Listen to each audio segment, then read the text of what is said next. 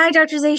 So good to be here with you. I have a great question for you today, or at least I think it's great for my opinion, because as a parent, I'm often experiencing guilt and shame in almost everything that my children do or don't do. And, I wondered, why do parents often feel responsibility for their children's actions? So let's say even if they're unaware that their child is bullying, why do we as parents carry that responsibility so heavily? I think because we are human and because we love and care our child, and we have been trying everything, even many times, a lot of the things that our parents might not have done because, they may have limited resources, but we have trying everything for our child so that they can succeed not only academically, socially, emotionally, personally, and in many different ways. And whenever we care so much about something, and if anything goes wrong, let's say the child is being bullied or is a bully, it hurts. It shakes us to the core, and it may make us feel, something is either wrong with us or wrong with the child or wrong with the system. And and what happened is, I think I mentioned even in previous videos as well. So we have two parts of the brain. One is a thinking brain, one is an emotional brain. So the thinking brain is just behind our forehead, and the emotional brain is on the lower part of it. And Dr. Dan Siegel mentioned it, the hand model of the brain, where fingers are a thinking brain and the palm is an emotional brain. So thinking brain, what is right, what is wrong, executive functioning, planning, organizing, and emotional brain is fight and flight. So whenever our child, we hear something from school that child uh, did something mean to the other child, or your child is being bullied, and please come to pick her up. So our brain is all lower part of the brain is already on fire, and that part makes it do fight and flight. You know, and the fight and flight mean blaming, accusing, and you tell me who is the easiest person to blame as a parent is yourself. Yeah. So one thing I remind, that it's normal, remind yourself if you get that shame and guilt, remind yourself it is a pretty normal. The reason I'm feeling shame and guilt because I love my child. I care about my child. I want to help my child in this difficult situation. And when you bring those three, four words, it's just like, when there is a fire and you just put some water on it, so you already see some calmness to it. So similarly, when the fire is happening in this and you say, I'm feeling shame and guilt because I love, I care, I'm trying my best. And how I can help myself and my child in that situation, that will first acknowledging the shame and guilt, acknowledging where it is coming from, and giving you a hope, we need to help my child in this situation. And I think the other thing I think about too is the other side of that coin is that there's often a stigma that's associated with the parents of a child that is bullying. So how can we address this stigma and just create a more supportive environment for parents who are dealing with this issue? Because I can imagine that just like I am hurt and afraid and carrying guilt and shame, it's made me think of the parent of the child who is also going through something as well. I think it's definitely more triggering and more traumatic as a parent when you know that your child was the bully. It triggered more anger, it triggered more Mhm. frustration, it triggered more, that how can my child can do that? And sometime the school, when you receive those call from the school, you may not get the exact picture to it, what your child was going through when he, she, or they were reacting to it. So I think the first thing, one way could be, you want to teach them a lesson. You want to feel them a pain that they inflicted on the other child. You may want to, tell them how wrong it was. So that is one approach.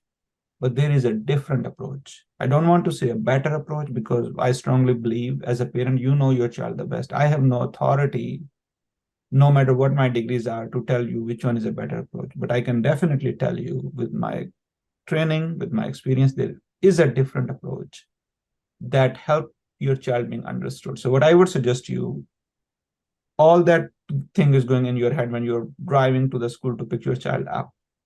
So instead of telling them how wrong it was, or teaching them or all those things, I will encourage you to ask your child how is he, she, they are feeling. Just imagine yourself, remind yourself when you were as a child and you messed up. And remember, as a child, you will mess up. That's make you as a child. As a parent, you will mess up. That's make you as a human. There is no perfect parenting, no matter how good or how trained or how, well behaved you want to be or you can be. There is no way that you stop messing up. So remember yourself, when you messed up and, everyone was telling how mean you are, what internally you were wanting to have, either someone telling you, another person you love, you or care the most, how horrible you are, or someone just ask you how are you feeling. So ask them how are they feeling. Ask them, tell me, I'm really mad. Tell them I'm mad, when the teacher called me, but I want to make sure I understood what have actually happened. And the child may say, I don't want to talk about it. You can tell them, I know it's hard to talk about these kind of stuff, but I want to make sure that I understand the situation correctly from your side of it. And whatever the child say, remind yourself, no judgment, no right and wrong, no advice. Just repeat what they have said. And as I want to make sure I'm understanding correctly, is that what you meant? Tell me a little bit more. And then, keep exploring, keep asking. And then maybe, when the child is sharing some things and you are getting hold of the better situation, then share some ideas, then share some suggestions. Because remember, when the child is in that moment, the lower part is on fire. This thinking brain is already hijacked by the emotional brain. Whatever the advice, whatever the suggestion you will give is not going to work because this part is already hijacked. But when you start talking to them, validating their feeling, understanding the situation, you're already activating this part of the brain. You're already putting some ice or water on the fire. So when you, after talking all those things, when you share some advice, they are more likely to act on it. They are more likely to being heard. They are more likely to being understood, and they are more likely to learn a lesson from this. For sure, I can definitely understand that. And I think when you were talking about that, it really brought up for me that when we can have these conversations, something that often comes up for me is that I'm trying to navigate taking responsibility for my child's actions and understanding that I can't control everything that my child does. So how can we navigate that and not taking that on? It's a hard question, especially in those situations. Is a very emotionally charged situation. Both either you're a parent of the child who's being bullied, or a parent of a bully. I think whenever we talk about navigation, one thing I remind, parent, that they have not been trained, to handle this kind of situation. We went to med school, we went to law school, who learn how to do business, who learn how to do medicine, who learn how to do all those things. But most of the time, we don't get training, how to be a parent. We don't get training how, when our child is not doing well, how to react. And the other sad part is, most of us may not learn how to even cope with our own big feelings.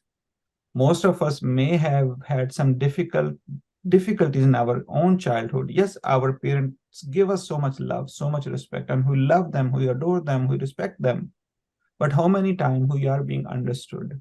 How many times we are being heard? How many times we are, our pain have been actually, heard when we messed up? Very few times. So when our child messed up, so we don't, not only to deal, or not only to manage or learn how to cope with our big feeling, but also how I can help my child to learn this feeling. So it's a huge task that you're doing in that moment. And the other difficult task is in that moment, both the lower part of the brain are on fire, Mm-hmm. your child side and your side. And let me tell you, and that may not surprise you, why sometimes you overreact, because you may be fire way more than your child, because this fire has been there in your brain for years, Mm-hmm. and no one ever put any water on it. Yeah. Actually, people may have made you feel, you should respect, you should be appreciated, you should not whine about, these things, and no one have ever make us feel when we were feeling mad, upset, angry, or when we messed up, or when we disappointed our parents. Yes, when we were getting good grades, when we were getting all those trophies from the sports, everyone was cherishing. But when we were messing up, we were alone crying in our own room, dealing with our own feelings. And those fire have been there for so many years. So the reason you overreact, the reason when you're driving to the school, you are so messed up, that you are honking out of no reason in the car. You're getting upset, you know, because this fire is way long there. So be mindful, that when if you want to navigate, we cannot navigate when the fires are so high. So be acknowledge of it, be mindful of your emotions, and being mindful that there may be many explanations, not only one that your child just out of no reason hit that person or hit that child. So be more open, be more curious, be more present in that moment, and be more mindful about your own feeling and mindful about what you are saying. How is it affecting your child? Whatever you are saying, the child is feeling more shy, more intimidated, more crying. Please stop. This is not the moment to teach them. This is the moment to hold them. This is the moment to support them. This is the moment to validate their feeling. And when they are in a more better mode, then try to navigate how you can move forward. Love that so much. I love everything that you share, and I have so much appreciation for the way that you share it, and especially because I really appreciate you seeing me as the parent and reminding me of my humanness and reminding me that I can explore, I can get curious with them and teach them as well. And that sometimes we don't have to teach them anything. Sometimes it's just about checking in with them and seeing how they are and really being in that moment. So thank you so much. I think we could definitely always go on and on Yeah. about so many different things, and this is definitely one of them. And I just want to ask if there's anything that you want to leave parents with to wrap this up, that they can take with them, and something simple that they can remember, so that when this comes up, because it will come up again, it comes up every day, I feel, then they'll remember what you said. I think I really want to remind every parent that you know your child the best. No one can love or care about your child as much as you can. And no one can help, your child when they are going through some difficult time. It's important to teach them a lesson. It's important to tell them, what is right and wrong. It's important to, help them to navigate. But sometime, they may need you just a kind words. They may need someone to tell them, yes, you messed up, but I'm here. I want to help you. I want to understand you, and I want to listen to you. And I will not judge you. My love is not attached to your behavior. No matter whatever you do, yes, my goal is to teach you. My goal is to help you, but I will always be there for you, no matter what you do. Yeah, thank you so much. My love is not attached to your behavior. I'm going to definitely remember that one. Thank you so much always for your time and your wisdom and the way that you teach us. It's such an honor to be here with you, and I hope that this has been helpful and supportive to other parents, because I know that it has for me. So I can't wait until the next time. No, thank you so much for having me.